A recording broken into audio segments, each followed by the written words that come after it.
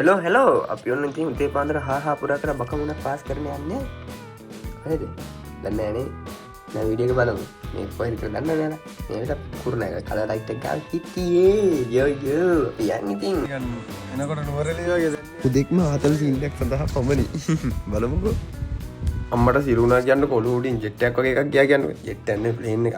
අරගෙන ගණන් ගන්න එපා. මෙන්න ලොකේෂන් එකට ආවා. මේකේ තිබ්බ පොඩි අපිට ආර්ට් වර්ක් වැඩක් මොනව කරන්නත් කාලේ ඉන්න ඕනේ. ඉතින් අපි ගියා කන්න.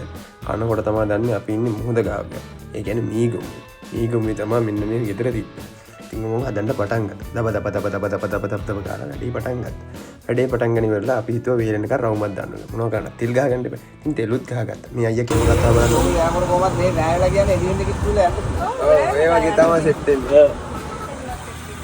ඔයාලත් මීගොම ඉන්නවනම් මෙන්න මේ අයියාගේ ජූස් බාර් එකෙන් අනිවාර්යෙන් ජූස් එකක් බීලාම යන්න ඕනේ. මොකද මාරම රසයි.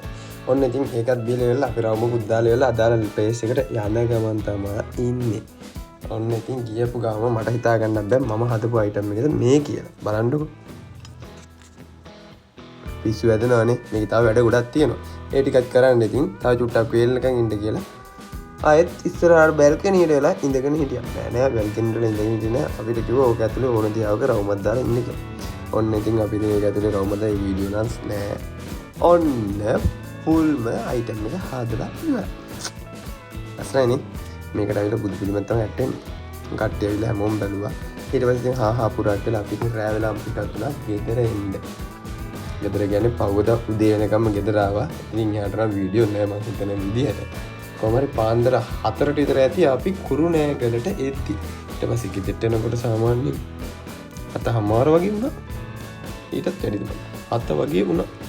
එහෙනම් අපි ගියා. බයි.